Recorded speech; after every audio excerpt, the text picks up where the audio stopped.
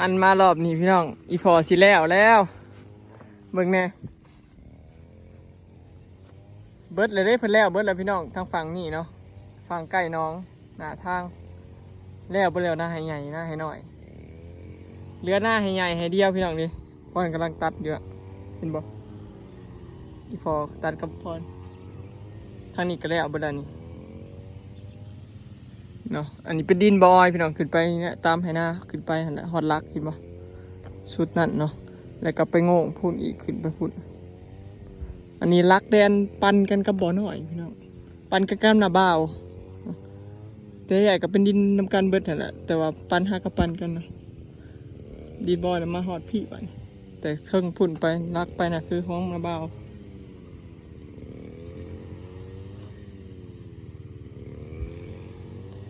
พอตัดอยู่ทางหาให้ใหญ่มาพี่นะของบอยพี่น้องไปอันนี้แหละมื่อนี้มาตัดเข่าใส่เพิ่นเด็ดแหละพี่น้องอันข้าเจ้าเกี่ยวอยู่นั่นนะบ่แมนหน้าบอยเลยพี่น้องหน้าบอยฮอดแต่นี่กกใหม่นี่อ๋ออันนั้นหน้าข้าเจ้าเป็นตัดกันอยู่2 พลุเคยกับพ่อเฒ่าสบายดีเด้อพี่น้องสบายดีบัดสู่ทุกคนเนาะสบายดียามสายพี่น้องหากระแล้วเวียกพารีบไปหาหมอแล้วก็มาพี่ก็เลยมาสวยไปตัดเข่าพี่น้องน้ำฝนตกแต่แกงเมื่อวานมันซื่นพี่น้องน้ำจะเต็มให้หน้ามึงนะเข่าอีพออันนี้เป็นเข่าหน้าหวานเนี่ยพี่น้องอีพอแล้วหวานเบิดทงเลยปีนี้ปีแรกของเพิ่นให้เมียขี้ไล่กูโมเนาะมีแต่หญ้ามึงเนี่ยแทบสิบ่มีเข่าหน้าหวานพี่น้องหญ้าลายแห้งมีไส้ก็เล่งขนาดแท้ตัดหญ้าให้งัวบ่นี่โอ้ยคือบ่ปล่อยให้กินรถเอาดีๆนะตัดแล้วไม่แล้วเขางามแล้วก็หญ้าตัดเขาให้หญ้าตัดหญ้าให้งัวตัดหญ้าให้งัวเล่นมั้งโอ้ยไปมา3-4 สอบบ่ได้ล่ะห้วยคันว่าเบิดนี่3-4 สอบปล่อยงัวกินแล้วข้านตัดเปลืองน้ำมันเลยเนาะเพิ่นมันหลายตัวเลย3-4 สอบก็ได้เงินบ่ฮอด1,000ซ้ำนี่ว่าให้มันลงมือมันคนให้บ่ได้เฮ้ยคนหนึ่งเหลือคือปล่อยงัวเล่งใส่ว่าสั้นหญ้าอำลายเนาะเข้านะมีด้ามต้นแต่ละก้อนะมีด้ามต้นพี่น้องมึงคอยว่าตัดหญ้าให้งัวดอกอันนี้โอ้ยเขายังว่าป้าทีมรถคันสิเกี่ยวนั่นมันเป็นไงเอามาไข่แต่ในบ่อนพรนั่นนี่แต่เขตนี่มานี่นะพี่น้องหญ้าล้วนๆนี่มาหอดนี่โอ้ยหน้าหวานปีแรกพยังใช่โอ้มันจะไปได้เขาทั้งคนงามทั้งน้ำตั้มแล้วได้จักสอบปั่นจักเถื่อแล้วปั่นเท่าเดียวคนเบิดหนีปั่นไปเดียวเลยได้จักสอบปั่น90บอรวมเบิดนะยังพันปันยังกองไว้ในเพื่อนบ่หากระปั่นรอบเดียวได้จักสอบปั่นรอบเดียวได้9 สอบยังกองไว้ในเพื่อนเดียวนี่หากก็ได้9 สอบพี่น้องข้าวเห็ดหน้าแต่ละปีได้120พี่น้องขั้นได้60-70ใครอยู่พอเห็ดดิทำไม่ได้ข่าวต่อไห่มาได้เรื่องแล้วนี่ห้องหน้าน้อยเดียวนะพี่น้องนี่เห็นบ่นะบ่อนนั่นเขาดำมานี่ดำมาเรื่อยๆมาฮอดนี่ในบ่อนน้องแล้วก็ลงมานี่หน้าบอยก็ฮอดนี่แต่กระเบิดเดนาบ่ได้หลายอันนี้หน้าข้าเจ้าปกติแต่ละปีดำน่ะได้100 ปลายคันงามก็130 100กว่าทาเบิ่งพี่น้องปีแรกของเราเห็ดหน้าหวานปีหน้าบ่ต้องตัดปลายเด้อคันพลดีบ่ตัดจะไปตัดอะไรหญ้าขึ้นแข้งเขาหวานมันก็เลยเกิดปัญหาอยู่บ้านคือกัน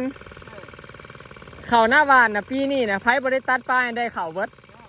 ไผตัดปลายน่ะเซ็ตเบิดแบบนี้แหละเพราะนี่อันเดียวกันเลยนะบ่ต้องถามยากเลยว่า เขาคือบ่งามแท้ตัดไปแม่รถเขาให้กระเซ็ด ท่านจะได้ตัดเลยน้ำไทยน้ำไทยตัดนะงาม ต้องอันนั้นย่ำมันที่มันนั่นบ่ต้องตัดขยำในพนดีน่ะขนำบ่อยู่หน้าน่ะหญ้าขึ้น เห็นมันต้องมาตัดงามเลย ของอันเอฟน่ะก็ได้เราดำน่ะได้90บานี้เราหวานน่ะได้70นี่ก็คุ้มเลย ปล่อยงัวลงมาพนปล่อยงัวลงมามาเห็นแล้วขี่ข้านตัดได้นี่โอ้ยเว้นหน้าพอเขาดอกเว้ยปล่อยงัวลงมากินรถ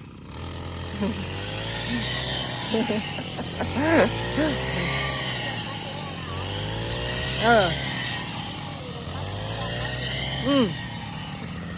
อันขาวบ่งามแห้งตัดไปทางนี้มันบ่ยากบ่ตัดไปทางนี้บ่ยากบ่เบิ่งในหญ้านี่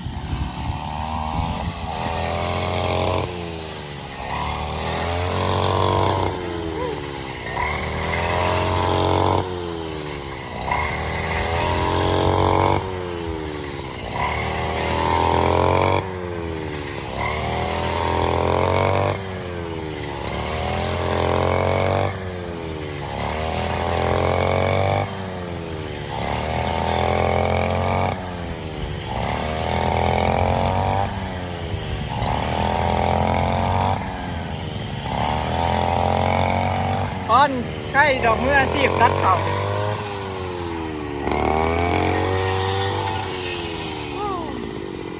ทำยัง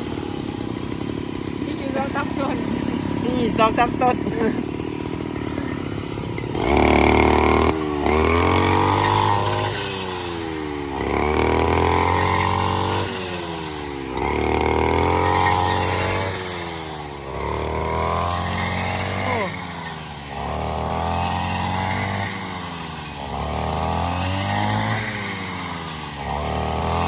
ขี้ไล่แห้งอย่างนี้พี่น้องบัดหมัดเด้อจะว่าหมัดแต่หญ้าเด้อคันนี้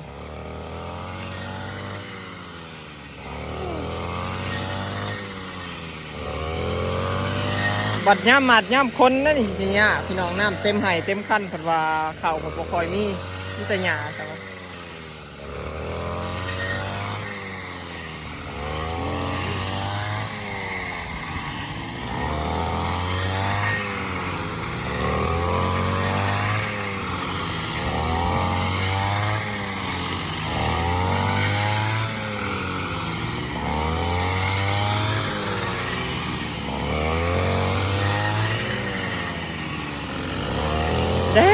แดดพูยน้องรอรุ่นว่ามือนี้สิแล้วบอเนาะบอยว่าสิมาเมาตัดให้มันแล้วมือนี้ซอยเพิ่นให้มันแล้วสรุปมีพอฮะก็ปั่นข่าวรอบเดียวพี่น้องเพิ่นย่านเพิ่นเอาไว้ปั่นบัดเดียวแล้วเขตนี่นะใครแน่เด้มันก็มีเข่าลายอยู่เห็นบ่มันก็งามอยู่เนาะไข่บัวงามแต่ว่ามันก็ไข่กว่าตัวทั้งเทิงพี่น้องเห็นบ่มันก็ยังพอมีเห็นเข่าอะนะไปนี่มันก็พอเห็นเข่าพูนทางหลังนี่แต่เขตพ่อนตัดนี่ไปโอ้บัวอยากมีเข่าแทบสิมีแต่หญ้าเลยถ้าแม่นหมัดปั่นก็สิได้อีฮอดอยู่บ่4-5 สอบเบิดนี่ย่านได้แต่3-4 สอบประจักปกติเนี่ยหน้าดำนี่เข่าไห้นี่นะพี่น้องซัพพอร์ตไห้นี่ไห้เดียวระดับ30 สอบเนาะระดับ20 ปลายหรือว่า30 สอบนี่ไห้ใหญ่นี่นะไห้ที่เขาตัดอยู่นี่พี่น้องนี่ระดับ30 สอบหรือ20 ปลายเนาะเพราะว่าเชื้อร้ายแต่ละปีก็ได้เข่าแต่หน้าใหญ่แล้วกับหน้าใหญ่2 ไห้นี่ได้เข่าแต่ละปีเด้ได้แต่2-3 ไห้นี่แล้วได้เข่าลายเกือบ100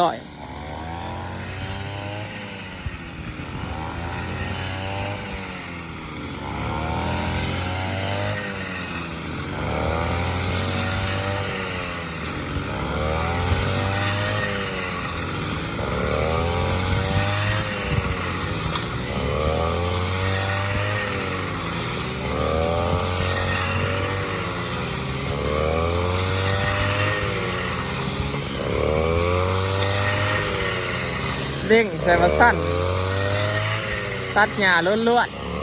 ๆเบิ่งหน้าหวานปีนี้พอถือว่าผิดพลาดพี่น้องบ่อยากประสบความสำเร็จปานใดผิดพลาดตัดปลายเข่าเนาะถ้าแม่นบ่ตัดปลายเข่าก็สิงามอยู่บัดนี้ตัดปลายเข่าแล้วหญ้าขึ้นมาท่วมเข่าแล้วเลย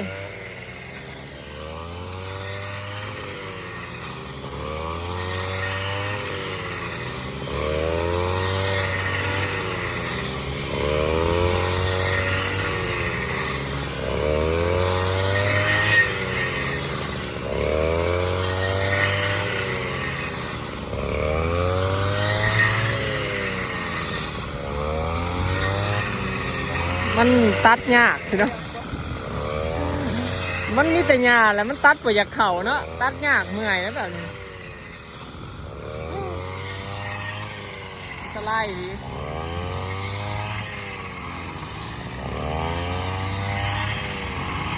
ใบของอ้ายแห่งก็บ่ได้พ้นแห่งก็แล้ว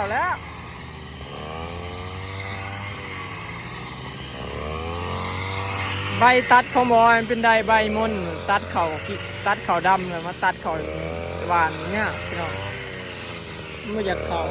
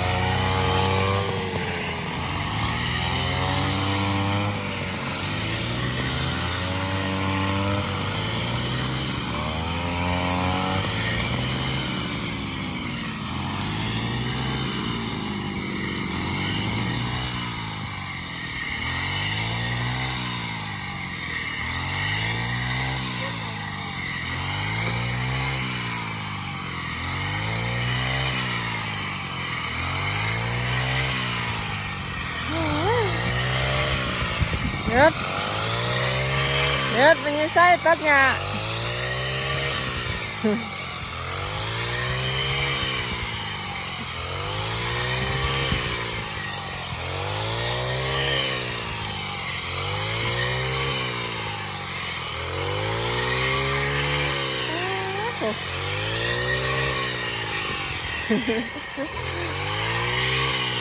หญ้า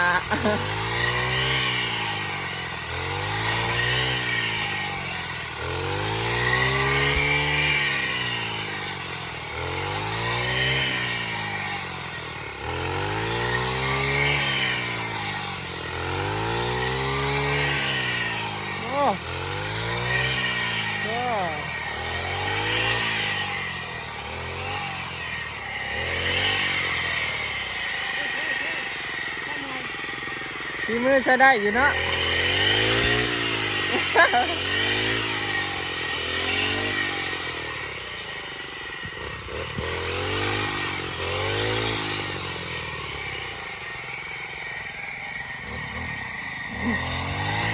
บุป่าตัดเข่าเลย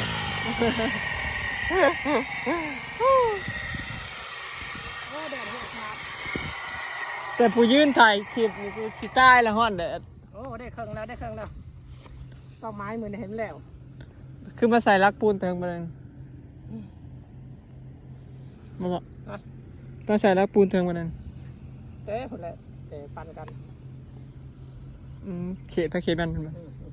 ของเฮามันบอกไปนี่ผ่ากลางนี่ บ่อแล้วอันนี้ของบ่อนอนเลย หน้าใหญ่นี่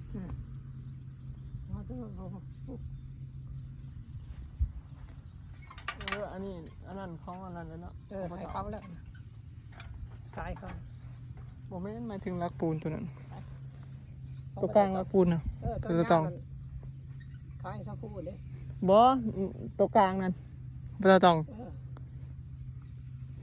นี่แหละพี่น้องเมื่อก่อนบัดนี้เห็นเลย เมื่อพระพยังใช่ขนาดนี้ ก่อนที่เมื่อกันแล้วไฮนี่ก็โอเคเลย ไม่มาบอกสิมาตัดเข่าเนาะบ่ได้บอกมาตัดหญ้าเฮ้ย เนาะลืมว่ะ เฮาก็บอกอยู่พ่อเฮาสิมาตัดเข่าซอยเด้อมาหญ้าก็เมื่อตัว หญ้าก็เมื่อแล้ว โอเคเนาะพี่น้องอีพอก็เลือกให้เดียวนี่แหละอันให้หญ้าเพิ่นนี่แหละเนาะเพิ่นหากระปั่นได้เก่าสอบ ขี้ไล่หรืองามก็เบิ่งต่อเพื่อนกู บ่มีต่อเพื่อง นี่แต่ต่อหญ้า เดี๋ยวรอรุ่นเนาะเพิ่นสิได้ข่าวจักสอบพี่น้องปีนี้ฮักก็ได้เก่าสอบ ปัญหา60ไปแล้วคือว่า ใครแน่ บ่แม่นใครคือว่าได้ข่าวเพราะ2ไห้บ่ได้นับเด้นี่2ไห้นี่บ่นับบ่ได้แล้วนี่เบิ่งสภาพนี่ นี่นับแต่พวกมีตอน คิดง้อตอนเจ้าหมัดเพราะ แถมตอนปั่นนี่ได้อนี่บ่แม่นสิมันสิแล้วง่ายได้อนี่ ปันบ่มีปัญหาบ่แม่นปัญหาของเฮา ปัญหาของเขา คือหมัด ขึ้นรถไทยปัญหาของเขาอ่ะนะ น้ำก็เต็มให้นั่นนี่คนยากนั่นนี่ ลงไปรถไทยขายแต่ เอาตีเล็กเอา เมื่อนั้นก่อนที่แล้วมอตุ้ยเอารถไทยเอารถหุ่นได้ลงแล้วแต่พอแล้วได้เหมือนคนทำกัน10 คนอย่างแล้ว มือเนี่ยได้หลายคนมาซอยเพิ่นพี่น้องบอยกายมาแตนพูนบ่ฮู้ว่าเพิ่นเกี่ยวข้าวยังดอกบ่จัก ตัดไว้แล้วเด้เดี๋ยวจะมัดมัน พอมือน่ะบอยก็ฮักกันแล้วเด้มืออันนี้บอยมากดเอาคนมันพอเขานัดเขาแล้วก็เลยมากดมันจังได้ฮู้ว่าเพิ่นตัดเขาเพิ่นคนเขามาก็พอดีบอกว่า มื่น ว่าสิมาตัดเฉาเพิ่นตะวันนี่แล้ว มื่นน่ะ เพิ่นหยุดฝนตกน้ำแตกแกงก็เลยมามื้อนี้เนาะโอเคเนาะพี่น้องคลิปนี้ก็สิขอเก็บภาพบรรยากาศไว้สำนี้เด้อเนาะ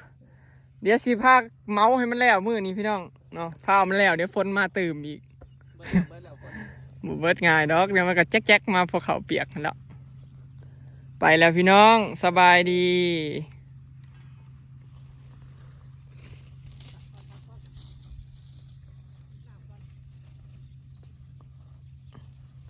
อันนี้งัวอีพอพี่น้อง2 4 6 7ตัวงัวมี7ตัวเฮ้ยลืมผู้เจ้าแล้วบ่ฮะไปเบิ่งลืมแล้วบ่ผู้เจ้านะกี้ไปตัดหญ้าให้งัวไปตัดหญ้าให้เจ้านะเคี้ยวหมูแล้วจือผู้เจ้าอายุแสดงว่ากี้มิตรบอยนะพี่น้องเลี้ยงงัวกับอีพอกี้มิตรบอยกับอีพอที่กี้มาตัดหญ้านี่แบกขามทงมาตัดหญ้าหน้าเจ้าของเบิดแล้วพูนไปตัดหญ้าอยู่หน้าข้าเจ้าแบกขามห้องขามหวยนี่แบกไปให้งัวนะกลัวสิได้ที่กี้บอยก็ถูกเลี้ยงงัวเลยลำบากอันงัวตัวบอยรูปนะคือซื้อมาแต่บันวันคูนบันเจพลาอันนี้นะนางอ้นหู้ตลอดอันนี้นะบอยซื้อให้นางอ้นตะกี้ต้นน้อยออกมาเป็นงัวบอยเองเลยเป็นเอาคลอดออกมาเลยซื้ออ้นให้บริซื้อมาแต่บนอื่นดอกนี่แม่น่ะสีขาวแม่สีขาวลูกออกมาเป็นสีนี่ หูลูกเลี้ยงมาแต่น้อยเลยลูกท้องลูกนั้นแล้วมันก็หูเนี่ยพี่น้องงัวตัวนี้คือบ่เคยแห่เลยงัวตัวนั้นนะเพื่อสิหูนะบ่เป็นง่ายได้ชนบ่อยหลายเถื่อเลยพอมั่วซื้อมาแต่น้ำเขาได้บ่ได้เลี้ยงมาแต่น้อยมันก็เลยบ่ค่อยหูมาเลย